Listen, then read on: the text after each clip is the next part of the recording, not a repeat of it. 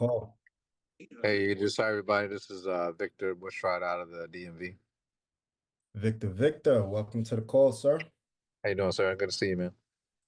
Good to see you as well. Great evening, Mr. Alaka. Great evening. How are You know you? what I need to do? Is I need to switch the Bluetooth because this one volume is very low. Excuse me.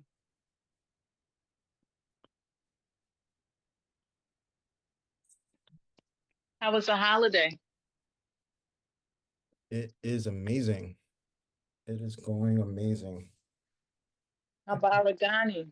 You know what today is? Absolutely. What is today? Absolutely. Absolutely. You're asking me. I'm asking you. Yes. You're asking me. Put me on the spot. My ears are wide open. I'll let you tell me. Leah, purpose. Okay. Absolutely. Absolutely. Yeah. It's the fifth day of Kwanzaa. Absolutely. You Happy didn't read my holidays. post, I take it. Happy holidays to everybody. Happy holidays. Hap- Hey, Hello, Hey, hello. Sabrina. happy holidays to you guys. Hello. Happy holidays. Season's greetings. Happy holidays to you too. Absolutely. So we're gonna give it a few minutes, just so when we do start, we'll be able to have everyone kind of like locked in and loaded. But how's everyone's week going? Or how was everyone's past week, holiday season? It's been good. I was at home. I was in New York, so with New my York, parents. New York. All right. Did you get a glimpse of that snow? Yeah, I Yeah, did. surprising, wasn't it? Was Actually, very, no, no? Okay. no. Okay. You know, the weather is the weather. Absolutely. The weather be weathering. Absolutely. Miss sent me a message. Let me read it. Absolutely. So we'll get started shortly. As you guys know, I just want to have everyone in before we go ahead and get started. But as you guys know, today's call is going to be about pre-qualifying. So there's a lot of great information that's going to be shared. So if you haven't already done so, definitely send the text out, let your team know, because this will be some information that you'll definitely need moving forward, for sure. And it's going to be like a good continuation from the training that, Mr. Montez did earlier today, right? Did a great job talking about setting the appointment. And I don't know if everyone on the call heard it, but he said, setting the appointment is good. He was going through the basics. But he did also mention that qualifying the appointment is something that kind of like is a little bit more advanced, right? And that's what we're gonna get a chance to go through today. So we'll be getting started shortly. But yes, please tell me, how was everyone's week? Don't be shy. Mine was good. I'm just still going over Saturday's boot camp and just soaking it all in and processing it and processing me and making sure that 2025 I start off with the right mindset, with the right goals, and knowing that those goals are attainable. So Absolutely. Absolutely. I know everyone on the line that was on Saturday's boot camp got a lot of value, a lot. So absolutely amazing. Absolutely amazing. Anyone else? Any other thoughts on anyone else's week or weekend, possibly, before we go ahead and get started? Yes, power pack. There's a few Absolutely. people on the face who say they're on the Facebook side for Yep. today's call. Mm-hmm. Okay, cool. Are you, that was a question? Yes, yes, there are a few Uh, people on the Facebook side as well. Yes. yeah, I think Omi's live streaming it for the Facebook Awesome, group. awesome. Yep. All right, we'll get started in about 60 seconds. Fantastic evening, everybody. Good Good evening. evening. Good evening. Good evening. Absolutely. Absolutely. All right. All right. We have some shy people on. No one wants to talk. All right. Well, we'll go ahead and get started. No problem. And literally about 60, it's 7:05. All right. Well, once again, good evening, ladies and gentlemen.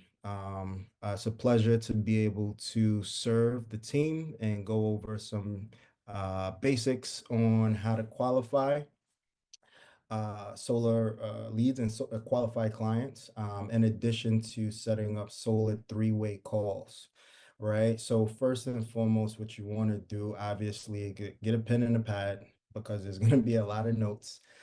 Get your cameras ready. Get a chance, be in a position to screenshot whatever you got to do because there's going to be a lot of information shared, right? But also just want to give thanks to, Mr. Bean as he's put this together for us to be in a community, all to share all of the information that we have with the bigger group, and really build a community of productive, not just active, but productive consultants, mentees, mentors, and all of the alike builders, everything in one. So definitely grateful for that. But as I go ahead and get started, once again, this is going to be a continuation from the call from earlier, right? So who was on the call earlier with Mr. Johnny Montes? I was. Right. All I right. was. I Awesome. was. Awesome. I I was too. was. Absolutely. We know. I was.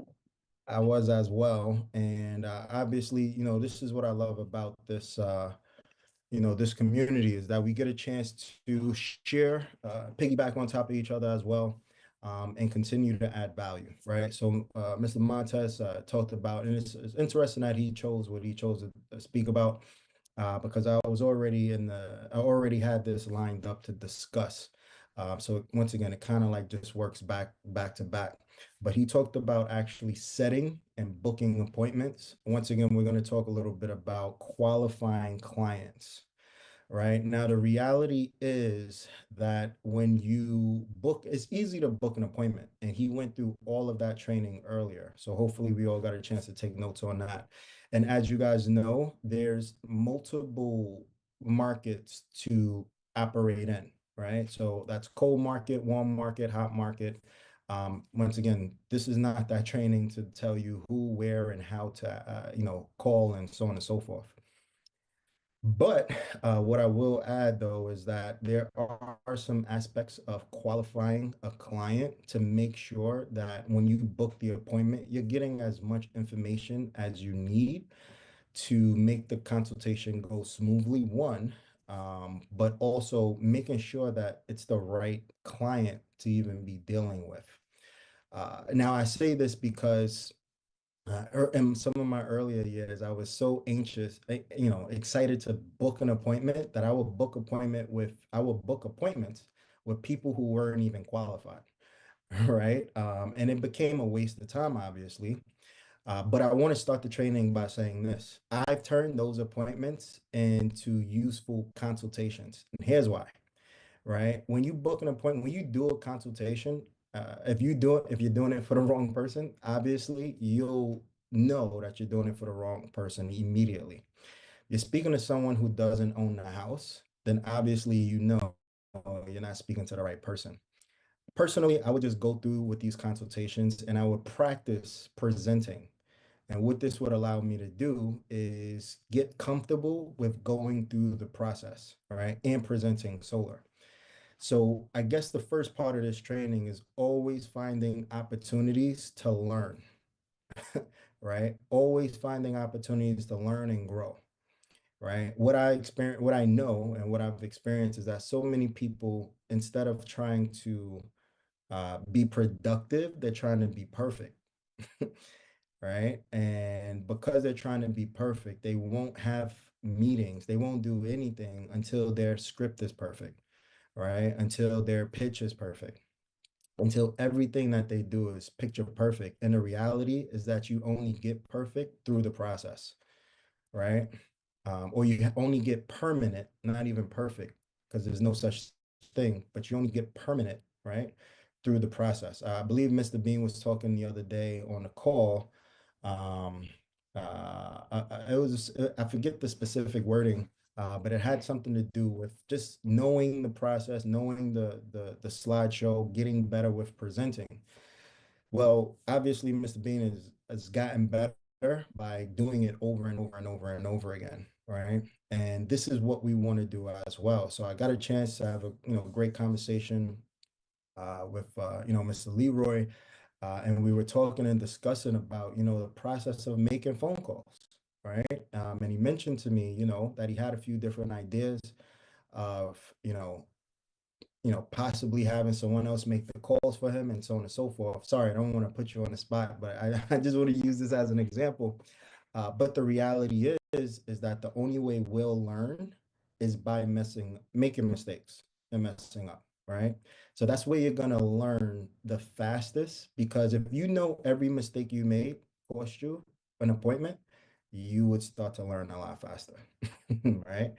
So the goal, and once again, what I love about our platform is that you can mess up on your own, but you also have trainings like this where you can actually practice role plays, daily role plays, weekly role plays, and then you can also pick a workout partner where you can role play as well, right? But let me jump into some of the specifics of qualifying a client, first and foremost. And this is going to be, once again, information that you've seen already, but we're going to dig into it a little bit in depth, right? Give me 1 second. 1 second. Let me just move this. All right. Perfect. So the reason, or I should say the purpose of qualifying a client, right, is to make sure that you're talking to the right person. Now, this is what I would recommend for all markets: cold market, warm market, hot market, right? You want to keep the scripts that you have, use the scripts that you have, but let's say you're speaking to a friend, right, or a family member. You kind of have an idea of what questions that you can ask them and what questions you can't. All of these questions that you see on the screen here, they're not necessarily going to be open to everybody, right? So for instance, if you're speaking to a cold market person, right, and you're booking the appointment with them, you may not want to ask them, what's your yearly income? All right. They don't know you, you don't know them. And that could be an intrusive question to ask right up front, right? However, you may not want to ask this to a family member that you know, because they may not want to talk about money. They may get uncomfortable about money, whatever it may be. But my point is that you want to have these questions in mind as you're going through your script and going through the qualification process. Now, I'm just going to break down exactly what each question means, and how you'll be able to qualify and what it means to qualify them as we ask. So I was speaking to another mentee earlier today. We actually have an appointment right after this, and I just asked them briefly, let me know a little bit about the client. So he told me a little bit about it, about the client, and that's great. But I told him, I'm still going to ask these questions because you told me what you know. And now I need to, as a consultant, a responsible consultant, right? And as a responsible mentee, I now need to actually dig into some of this myself. And I need to find out myself, right? I can't just go off of what you as a mentee tell me, because sometimes we've been led astray, right? To say the least, right? I'll speak to a mentee, they'll say, listen, this person needs a finance. I'll speak to the client, realize that they're not even qualified for finance, right? And it would be a huge mistake for me to even offer them the finance. Um, but that's what I would do if I didn't qualify the client. So as we have a consultation, just so you guys, everyone knows, it's kind of like a 50-50, process, right? As Mr. Montes mentioned earlier, it's kind of like an alley hoop, right? As a point guard, when you throw the ball up, the goal is for the mentor to basically dunk it into the basket, right? But if you don't throw the ball up the right way, or if you throw the ball into the stands, no one's gonna score, right? For my basketball people who can understand that analogy. But let's dig into it a little bit, right? So it's basically called a discovery, right? So we call it a discovery, but what this is really doing is qualifying the client, right? So how long have you been looking into solar? What this tells me as far as a qualification is if this person has actually been looking for a while, let's say 2-3 years or so, or if they say a few months, then now I understand that it's going to be a different type of consultation. So if they say I've been looking for, let's say 2 to 3 weeks, now I probably know there's going to be a lot more explaining, right? Than just kind of breezing through. If they say they've been looking for 4 or 5 years, that means more than likely they've spoken to multiple companies.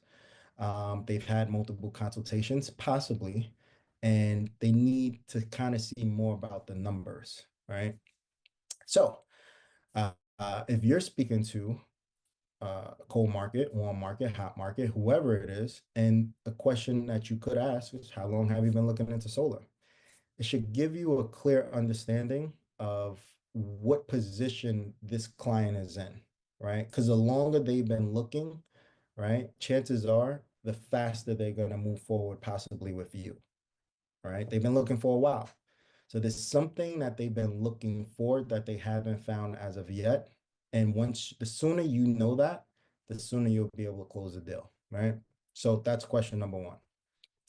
Question number two, this is probably my favorite. I don't want to say a lot of money. I've helped a lot of homeowners based on this question, right? Why haven't you moved forward before, right? This can almost close the deal right here, right? So if someone says I haven't moved forward because I needed to get my roof done, well, I know we can solve that problem, right? So this is the way the consultation is going to go, right? If someone says, I haven't moved forward because I couldn't find someone I could trust, right? Which happens often, right? Then this is the way the consultation is going to go, right?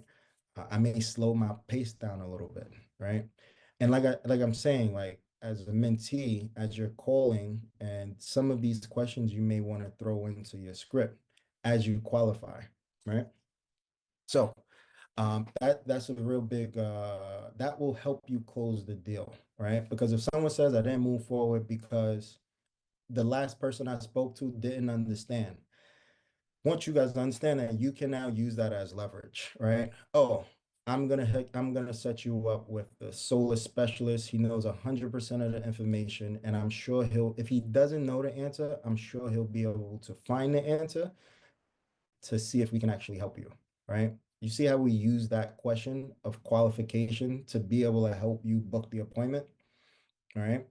So once again, that's why you haven't moved forward. Second or third question, uh, do you have or have you had any issues with the roof, right? Now, this is a good qualifying question because sometimes you have homeowners who have issues with the roof. And if you don't actually ask this question up front, you, let me take it a step back, right? 90% of all of our consultations are virtual. So when we look at a home virtually, we can't tell the condition of the roof, right? You chances may not be able to know the condition of the roof. So if the question's not asked and we move the deal forward without having any idea, this is why a deal could kind of get held up, or not even take place because we didn't ask the specific questions of qualification, right? You don't want a situation to come up later on down the line where, you know, a homeowner says, you know what, I know we have the appointment, but I have to get my roof done. So we should save this until after I do my roof, right? Because this will actually stop you from now having the appointment. When you could have just asked them up front, hey, any issues with the roof? Right? And now you know, right? Now, once again, this is for you to use at your discretion, right? Every question is not necessary for every situation, but these are some qualifying questions for sure. The next one, this is more technical, and I wouldn't necessarily recommend asking this, but how many layers of roofing do you have, right? This is for pitch roofs specifically that have multiple layers, right? Like I said, more of a technical question. Um, so that's not one that you need to ask. Any changes to your electric usage in the near future? So this is something that you can ask if you know the person, and let's say they're looking to get a new EV, right? So just to give you guys an example, you know, we have in town, in-home client on the line with you know, Mr. Thomas Watson here, and Thomas, I believe when he mentioned he was looking to go solar, he was also you know, talking about possibly getting a new EV, right? So we wanted to make sure that his system could provide enough electricity for that new EV that he got, right? So it could provide enough electricity for it. All right. So this is a good question, and it could also help you qualify the appointment, because if you know someone's going to get a new EV or they're going to get a new, you know, heating system in their house that uses electricity, or AC unit, right? Or they're building a swimming pool. These are all indications of you knowing that their electricity bill is going to go up, right? You already know it. So you can use that as leverage to now go ahead and book the appointment, right? And this is a question that I ask from time to time when booking the appointment is, what's your average electricity bill? Once again, why? Because when you ask that question, it's not really about the amount that they say, because the amount that a client says is going to be relative, right? So if you think 350 is a lot for you, well, it's not a lot to somebody else, right? But it's the way that they respond with it, right? So if I ask someone, what's your average bill?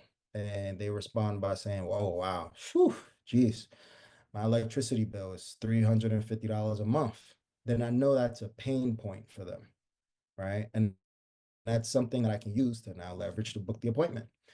Wow, your electricity bill is 350. Well, this is one of the reasons why people go solar, to either reduce their electricity costs and not have it increase over time, right? That sounds, let me ask you, Mrs. Client, that 350 a month, that sounds like a lot. Is that a lot to you?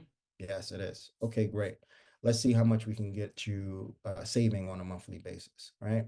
Once again, you're just using these in the conversation as leverage, right? Making sense so far?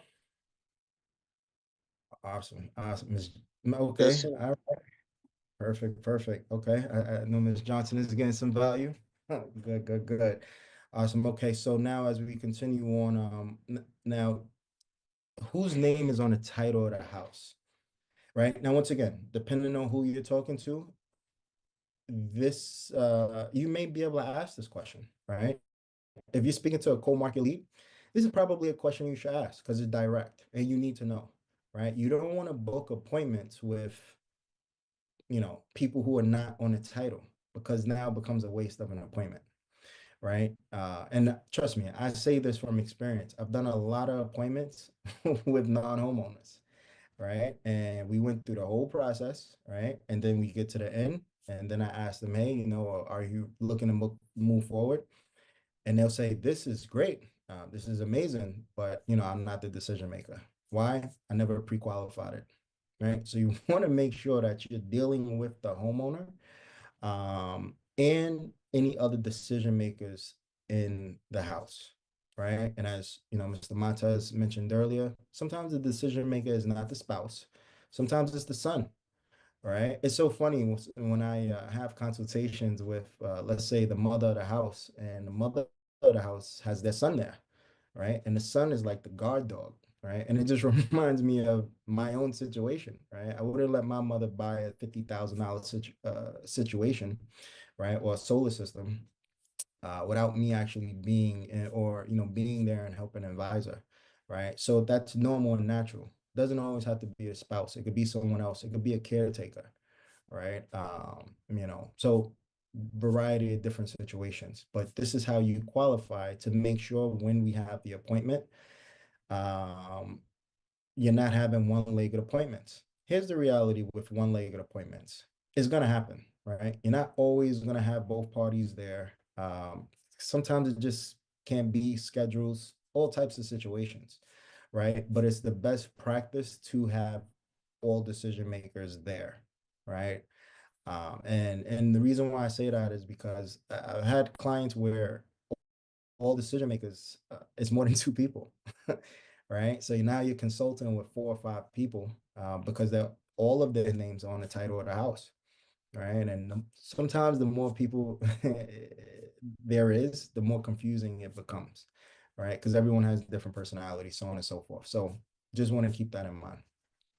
Now, as we dig into more of the specifics, right? Now, this is for more of the people who you actually know, right?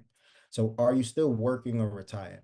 Extremely important question because it gives you an idea of whether this is going to be a lease or finance to a degree, right? Now, I have to be very clear about this is every state doesn't have a lease option or PPA option, right? But every state has a finance option, right? So depending on the situation, this may or may not make a difference, but you do want to have an idea because it will help with the consultation, right? If you tell this information to the mentor, once again, they can possibly try to structure the deal in the best suitable way for that homeowner, right?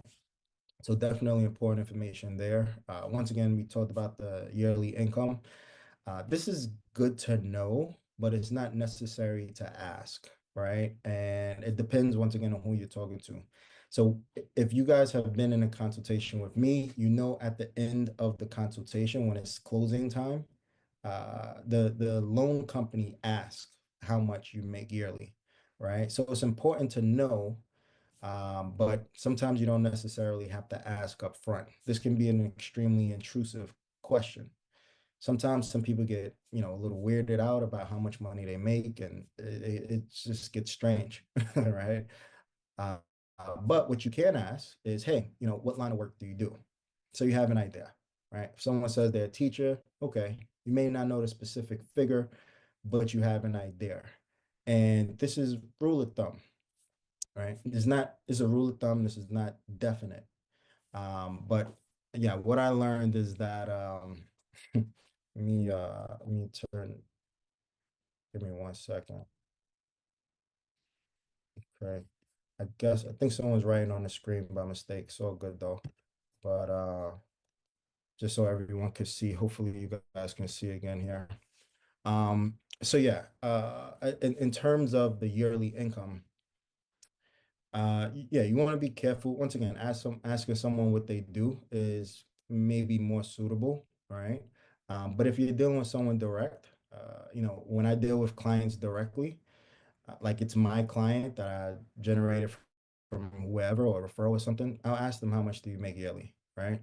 Because I need to know.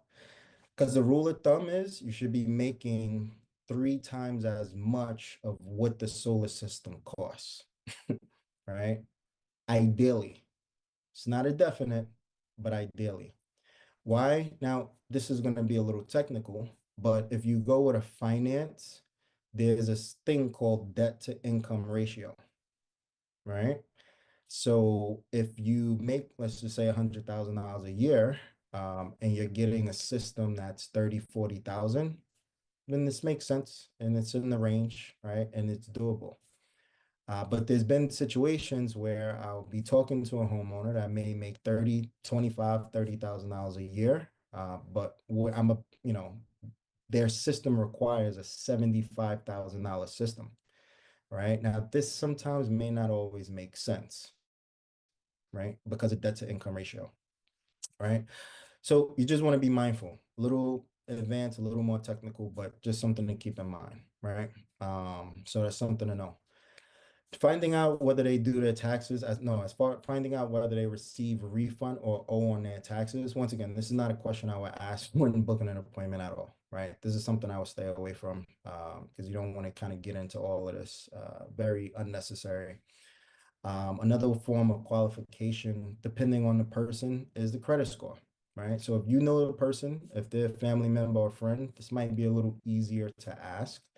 But if not, then you want to leave it for the expert to ask, right? It's once again, all of these questions are based on your discretion with the person who you're booking the appointment with, which is going to change and vary depending on what market you're dealing with and what type of person you're working with as well. All right. Makes sense so far? Perfect, perfect. All right, let's move along. All right, so these are all we all know about the qualifications. Naturally, and or I should say, nationwide, I should say. Sorry. Average rate of electricity goes up literally about 5 to 10%, right? So a good question to ask when qualifying a client when you're booking the appointment. And once again, these are tips you can throw into the script. Have you seen your electricity bill going up over time, right? Over the last few years, right? Usually, how I phrase this question is, how long have you lived in your house? Someone says 10 years. Okay. Have you seen your electricity go up over the past 10 years? If they say yes, this is a good way of now leveraging that information into now booking the appointment, right? This means that this is a qualified client for what you're looking for, right? Their rates are increasing. Well, what does solar do? Solar allows them to have a steady, flat rate in most cases, right? It allows them to save on a yearly basis in most cases, right? So you can use this as leverage, right?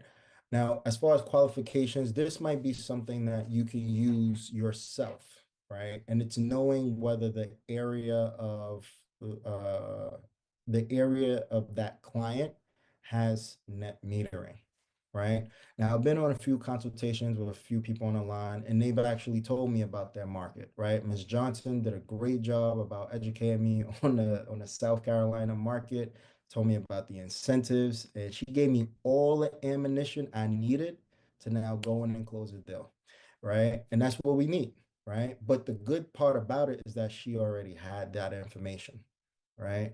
So she basically threw a great alley, right? In other situations, once again, you'll have people who will be able to, or as a mentee, I should say, you'll need to know whether net metering is in that market or not, right? It's a good thing to know for yourself to tell the mentor, or if you're looking to close a deal yourself, to know so you know how to present, right? Because in this situation, as I explained net metering, there's two ways I'll add to this, right?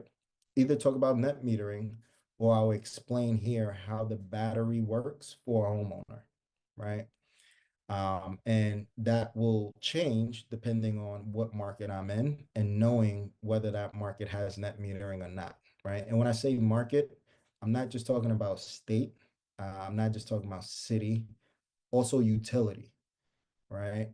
This can be a little, not confusing, but it changes a lot. Or when I say changes, it's just different in different utilities. Some utilities have net metering, some utilities don't within the same state. Right? So it can get a little, yeah, you just got to do your research, right? And it's good to notice ahead of time, right? So obviously you guys seen this, you know what that looks like. But knowing, this is a good tip as well, knowing if the person plans on how long they've lived in a house and if they have any intentions on potentially selling their home in the near future, right? This is great information to know because if you're speaking to a homeowner, the approach, right, and the consultation for someone who's looking to sell their home and I would say 2 to 5 years is different from someone who's not looking to sell their house at all, right? The approach and the consultation is going to be different, right? So this is important information for you to know, right? But also for the mentor to know, right? Or if you're closing your own deal, this is good for you to know as well. Because if you don't know if they're selling their house, you don't want to wait to get to the end of the consultation. And once again, you go through everything and they say, okay, well, I'm selling my house next year, right? Because everything you said, you might have to go back and rephrase the whole thing because now it's a different situation, right? And just so people know, a homeowner can definitely benefit from going solar if they plan on selling their house within the next 2 to 5 years, for sure, right? That's kind of the window that I give if someone tells me they're looking to sell, right? If it's in a two, I have a client right now in Michigan.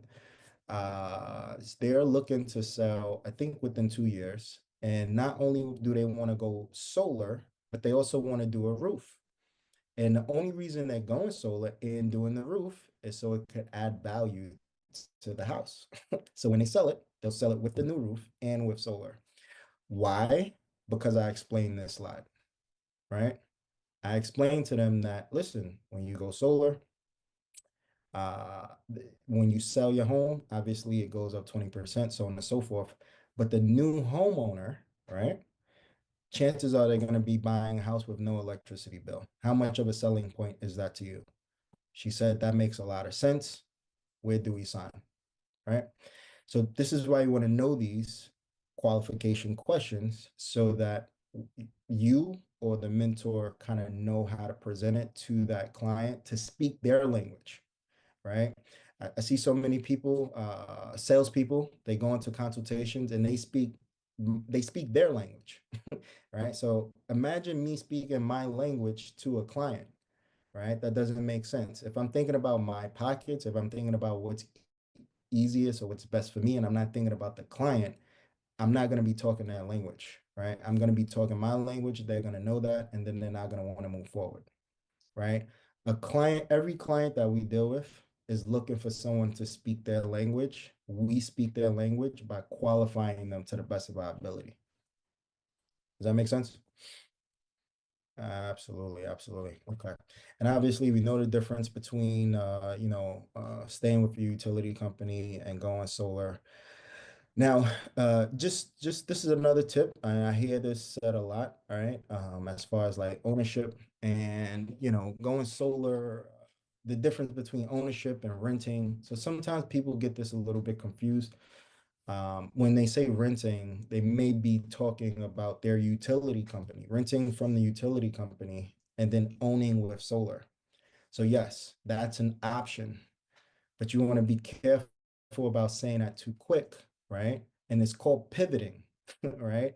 Because you don't want to say that. You don't want to tell a homeowner up front, listen, you should be owning your electricity, owning your power, blah, blah, blah, blah, blah. And now we have to have a consultation and they only qualify for the lease, right? You kind of just talked your way out of a deal, right? Because you kind of pre-sold it without pre-qualifying, right? So if you've ever been in a consultation with me, you kind of see I try to not say too much too quick and to avoid too much me saying too much information and me asking, so I have an understanding of what road we should drive down during the consultation, right? That makes sense. Hopefully that makes sense to somebody. Perfect, perfect, perfect. Okay, so we're done with this. Oh, we're done with this, right? And now we want to jump into I'm sorry, Idris, can you go back to that slide, please? the last one? Yes, I can just snap a quick picture of it. Thank you. Of course, of course. Thank you. You're referring to this one, right? Correct? Yeah, the option 1 and option 2 slide. Yep, that's the one.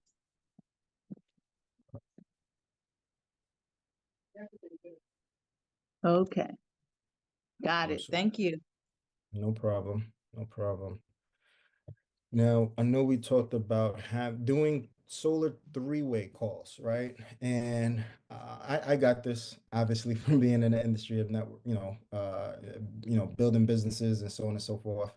And three-way calls always help when you're speaking to someone, but you may not have all of the information, right? And it also allows you to get yourself out of the way, right? So what I love about this situation, just like in business, you don't have to be a master, you don't have to be the end all be all, you don't have to know all of the information. You can actually just do a three-way and have someone else close the appointment for you, close the deal for you, so on and so forth.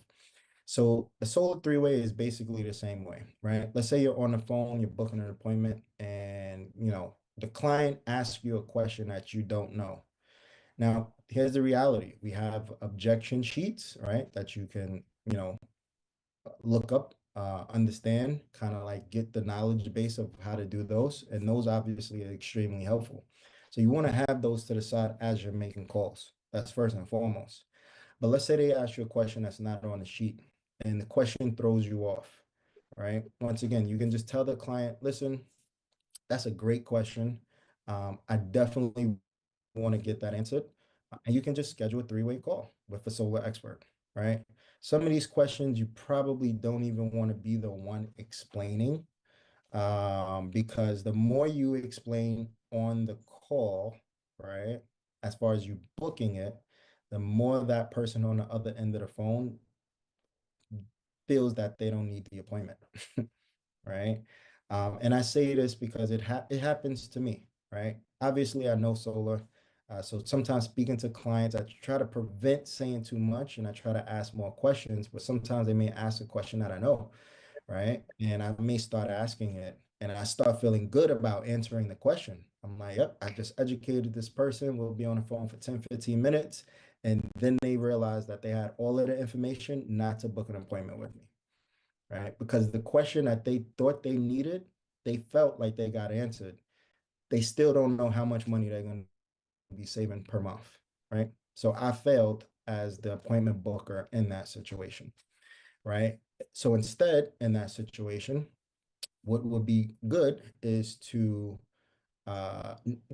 once again, just do a three-way call, right? Set up in a call, have the mentor or the specialist, speak to that homeowner, answer the question, and answer it calmly, smoothly, and confidently, right? Because all clients want to know is, for instance, this happened today. Someone asked me, she has a house.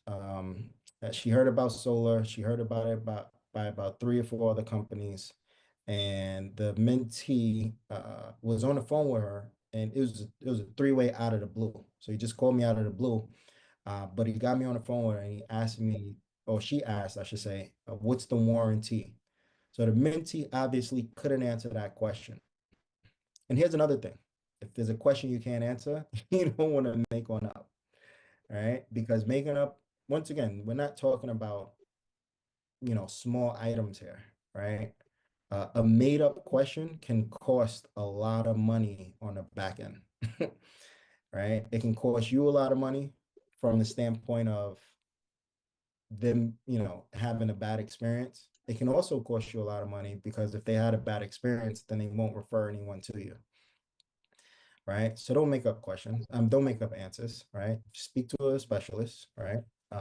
Get those answers. Don't get those questions answered, or just have that specialist do the three-way for you, right? Three ways are relatively quick, and the mentor's job in that situation is not to once again spare them with all of their brilliance about solar. It's to literally answer a question and then book the appointment, right? That's all you want to do is book the appointment. So I know this is not something that's overly used in the solar industry, but I know it would be helpful in the solar industry if we did a lot more three ways, solar three ways, right? And this is only for those people who feel like they need to. If you have a script and the script is working, and you're booking appointments, then that's great. Then obviously this is not something that you possibly need. This is kind of like training wheels for those people who are still learning the process, right? After, riding on training wheels, eventually you take the training wheels off and you're good to go and flow on your own, right? But for those who still have training wheels, it's absolutely okay to do three ways. Also, as we all hear, Mr. Bean say, these three ways you get a chance to learn, right? You get a chance to learn how the question is being answered, You also get a chance to hear the confidence that the question is being answered with, right? What I realize is in the solar industry, a lot of the consultation is just more about confidence, right? Just saying what you know confidently and having transferring that information and that energy to the client, right? Without being forceful, without being salesy, without being demanding, just confidently explaining what it is. And in most cases, literally about 90% of all cases, the homeowner is going to win, right? They're going to benefit, is going to be a benefit to them. So the truth is always good enough. So hopefully that makes sense for everyone. Not too many, not too much more we need to go through from there, but I do want to open it up for questions if anyone has based on anything that we went over so far. I do Any have a questions? question, Yes, Idris. yes. What if, like, with you're asking, one of the questions that you're asking in terms of pre-qualification is related to whose name is on the title of the property. Say Yes. if um say if one person's name is on the property, they've added another person's name on the property, but on the and the person whose name is on the property lives in the property, but the person's one of the people's name on the property does not live there.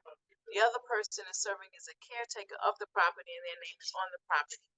And then the utility bill is in the name of the caretaker and somebody else. How does that square in terms of being able to get solar on that property? And that's a great question.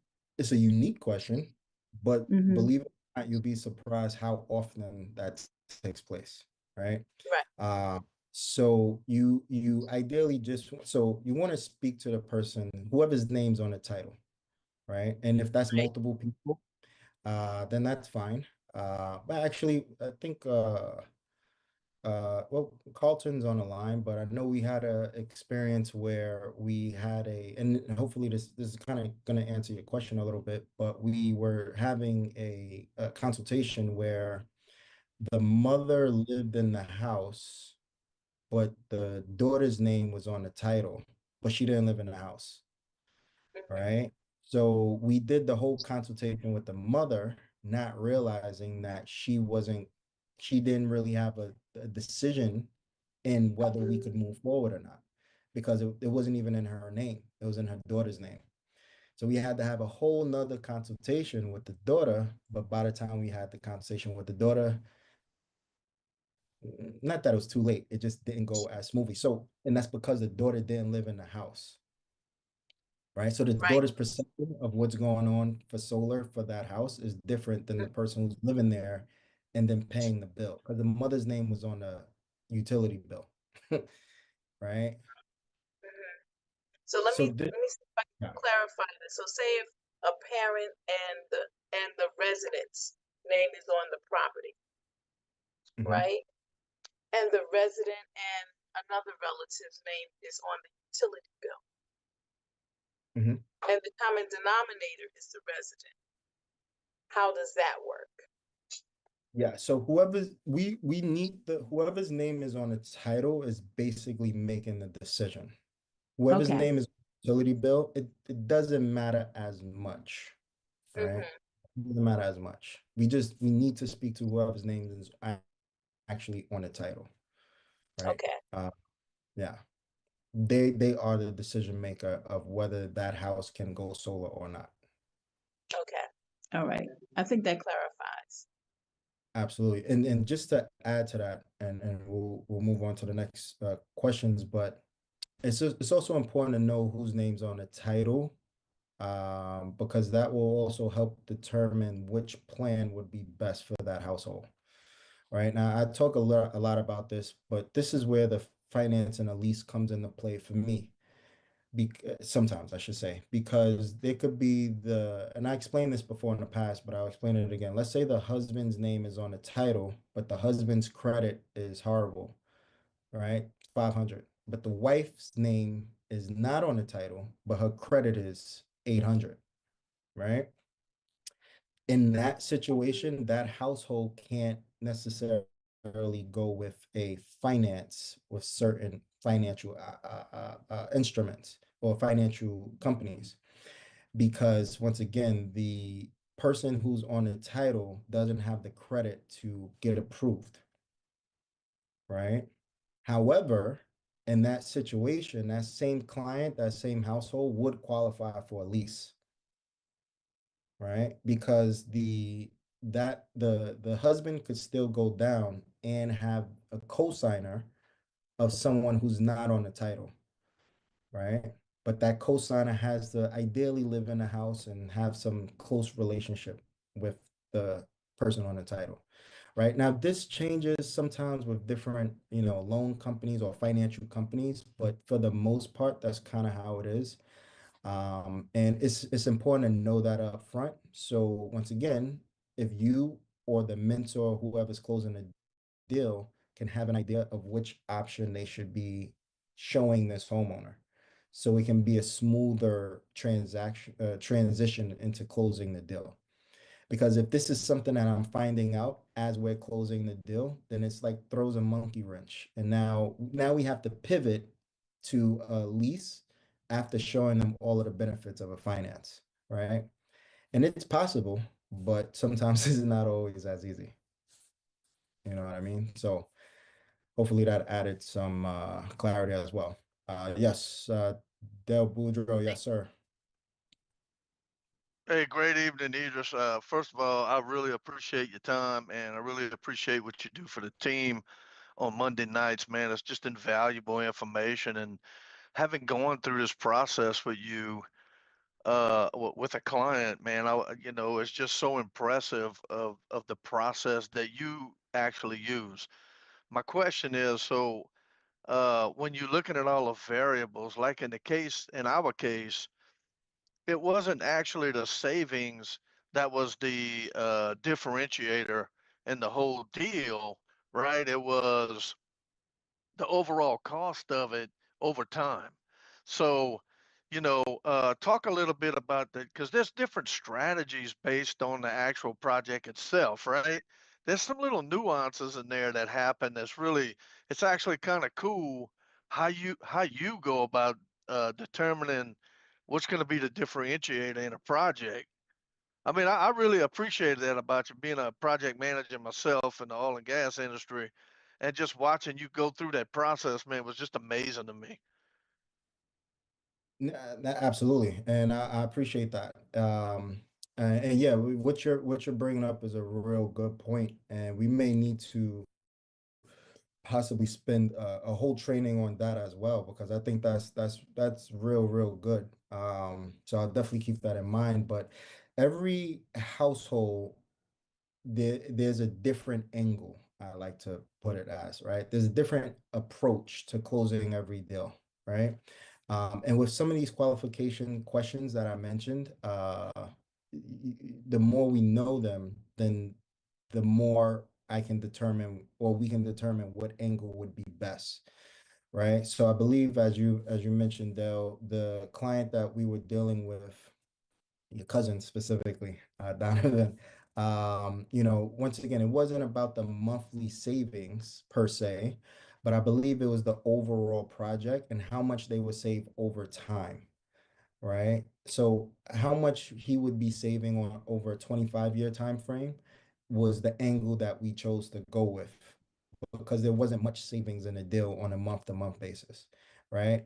And as you have more consultations, you'll start to realize that every deal, once again, there's going to be savings, but that savings may be monthly, that savings may be, over a lifetime, right? There's still a benefit in going solar though, right? There may be some cases where the homeowner may actually be paying more than what they're currently paying, right? But there's still more savings long run than there are, over time, I should say, right? And then you have different clients that have different needs, right? So some people are looking into solar to save. Some people are looking at solar to have blackout protection. Some clients are looking to go solar because they don't like their utility company. Like this is why I go through the qualification process myself with the client to understand what their picture of solar is and also how our solution will solve their problem, right? And then whatever they say, that is my approach to them. I don't go into every consultation with a one size fits all because everyone doesn't have the same needs. And I want to make sure that their needs are addressed and not mine.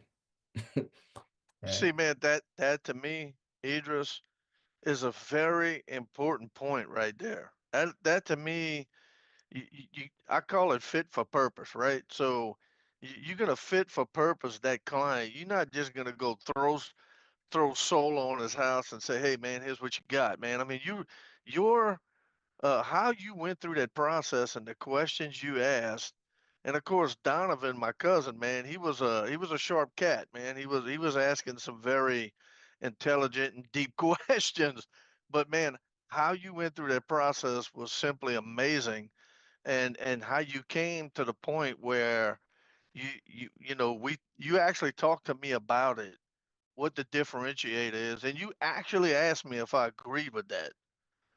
You see, man, that right there, that whole little process, that one little thing we talking about, you should do a training on that because everybody needs to understand that there's a lot more to this than, hey, we go put solar, you save money on a monthly basis. That's how we get the appointment. But you know what I mean? So man, I just appreciate you and I want to thank you for all your work you do. Absolutely. I appreciate that. Thank you so much. Appreciate that. Yes, Mr. Thomas Watson. Yes, sir. Call is yours. Yes, sir. Mr. Idris, man, I really thank you for your time tonight, the information you're sharing about qualifying qualifying clients.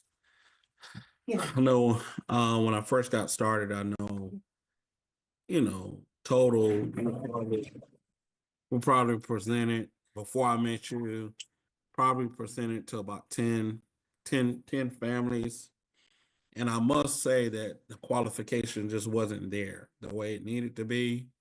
So to learn this tonight, and I've talked a lot about some of this, but the qualification is so important because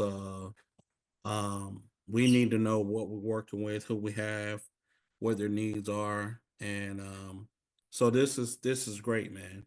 I know at one point I was feeling like, man, we done did 10 and all they close one, and this before you came along, and I was feeling kind of like what Dale Bruno said, that not one not one size fits all. You know what I'm saying? And that's what I was seeing from some mentors. That it was just, some mentors all they do is finance. That's all they do. That's all they do. They don't offer any other options, or they just so it was a breath of fresh air to get with you and to see it. I know at first I'm like, man, that ain't the way I've seen it done either.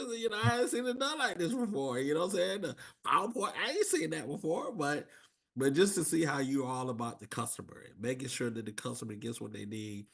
My question to you, Idris, is something that I really run into a lot. And I don't know that there's a cut and dry answer for this, but a lot of times I'm talking to someone, piquing their interest, get a bill, Like just recently, the pastor of my church, I didn't think he was open at all. I got his bill, but it was hard getting the appointment. You know what I'm saying? Because in his case, he's just so busy. So I got the bill and I was happy that I had the bill, but we couldn't go any further because I didn't have a date, you know. He sent me the bill over, and then I'm like, I'll follow up with you with a scheduled appointment, and it just got pushed out further and further. But what I find sometimes is sometimes I can get the bill and there's no appointment right away. Then sometimes I can get the appointment and I'm waiting on the bill and it doesn't come right away. So I'm wondering, what is the rule of thumb as far as the process? Should you set the appointment first so that's solid and then get the bill? in my brain, I'm like, let's get the bill, because if they know, if they're gonna go through the trouble, if they're gonna go through the process of getting me a bill, I like to do them both on one phone call if I can. You know what I'm saying? Right behind each other, but it's not always possible. So I just want you to talk to that. What's protocol? What's worked for you in this decade you've been in the business? What's worked?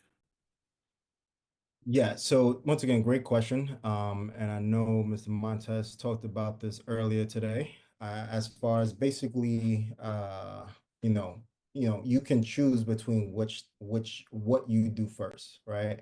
And it's more about a feel or just what comes first. Because depending on who you're talking to, you're gonna have some clients that feel more comfortable giving you a bill over the phone, sooner than later, right? So I would stick to the script, stick to the process, right? Which is peak interest, right? Get the bill, book the appointment, right? Peak interest, get the bill, book the appointment, right? So as you're calling, as you're making a call, a good way of just asking for the bill, right? Because you're gonna have some people who, say, well, why do you need the bill and why this and why that? I always revert back to this is gonna show us how much we're gonna be able to help you save, right? So I can't show you a solar savings report if I don't have any information to go off of, right? Now I can estimate a number, but that number won't make any sense to you. So if you want to see how much we can help you save, then I need to see what your bill is, right? So that's simple, right? Believe it or not, sometimes people still don't send the bill, right? So unfortunately, well, let me not say unfortunately, but sometimes, and this happened earlier today. I had an appointment. This is a warm market person to me. Is a referral from someone that went solar, let's say 3, 4 years ago. It's actually their sister. I've been following up with this lady for maybe 2 or 3 years now. We had an appointment before this call. She still never sent me the bill, right? So sometimes I'll go through with the appointment because now it's embarrassing to them that we have an appointment and they're unprepared. And as soon as we got on the call, she sent me the bill immediately. Now, my point of saying that is that I know it's going to be rescheduled, but I wouldn't have gotten the bill any other way. She now felt embarrassed that we had the appointment and she didn't come prepared, right? So once again, if that's the only way I'm gonna get a bill, that's the only way I'm gonna get a bill, right? And I wouldn't necessarily always recommend that, specifically when dealing with mentors, time and things of that nature. But you can book an appointment with them yourself, if they don't give you the bill, and I just want to find creative ways of getting it. But I would focus on saying, listen, we can't create a solar savings report for you until we actually have the information on your bill. What information do we need? We need all of the information from the bar graph, right? Because that shows all of your electricity usage. But we also need to know how much you pay for electricity currently, so we can compare that to solar. And not only will I know the difference, but you'll know the difference. Now, if I don't have anything to compare, then I don't have anything to show. So what would you like to do, Mr. Homeowner? Right? Then you put it in their hands, right? Because so many people think that you're trying to do so much, you're just scammed, you're trying to take advantage and all of this stuff. Well, the reality is that we have what they want, right? And that's savings, right? Sustainability, right? Generating clean electricity. It's not in reverse. You know what I mean? So if someone's going to play hard to get, once again, throw the ball in their court. Well, whenever you're ready to save money, you send me your bill, right? You got to do it with a little bit of posture, right? But you want to do it caringly so you can actually get what you want so we can move through the process. You know what I mean? Hopefully that helps. Thanks, Idris. And yeah, just the last thing I'll say about that is just understand sometimes it's going to be a process, right? Everyone's not going to send you the bill immediately. It just happens, right? So do you have like, yeah, it's just going to happen. So it just is what it is. Yes, Ms. Johnson. I know it's the top of the hour and you got to go, but just wanted to say how much value that you are giving to us with this training. But I also wanted to say that, you know, training is great, but I have learned the most in sitting in the appointments with you, and also with the few minutes that you take before the appointment to talk to me about how you designed the specific deal that I gave you. So I just want to encourage everybody, get a bill, set the appointment, and then sit and learn. Because you know, even like the training about the nuances, those nuances you will learn by observing what's happening in the process.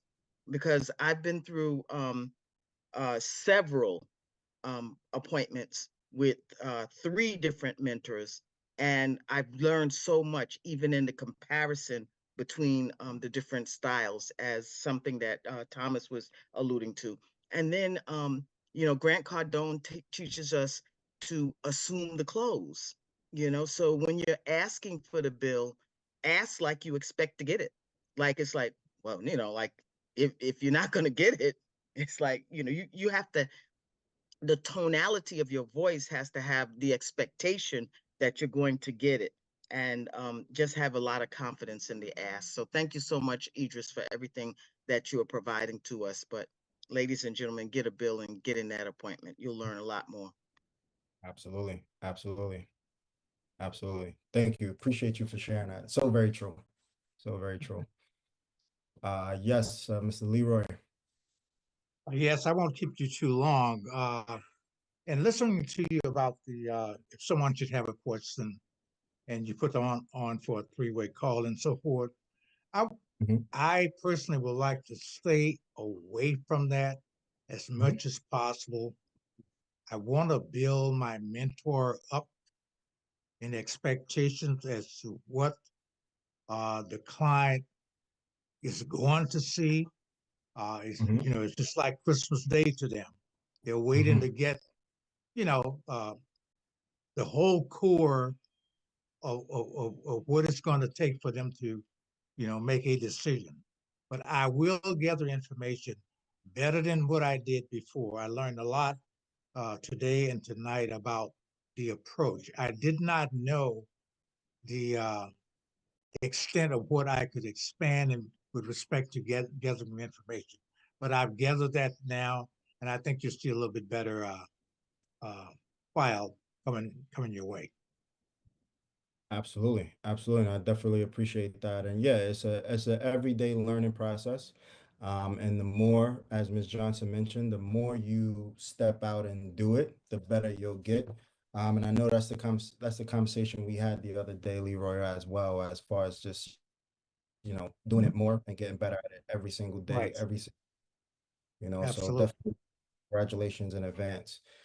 And yes, we have Mr. Montez himself from earlier. I know he has a question as well. Yes, sir. Floor is yours.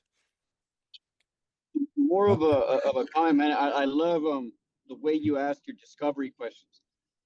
They're right, the way you get to the destination. I love the way you're asking some of these questions. I also like how you specifically said some of these stay away from in like the pre-sit discovery, and you save some of those for yourself or the mentor to ask. But I like the way you ask some of these questions. I had to take a screenshot. Like, when you pay taxes, do you receive a refund or do you owe? Right? Instead of telling them, hey, are you 1099 W-2? You're asking them kind of indirectly, are you still working? Are you retired? I mean, the way you just ask your discovery questions, they're really slick. They're really good. And I also like what you said. If um, going through that appointment is the only way for you to get that bill, and then you have to reschedule.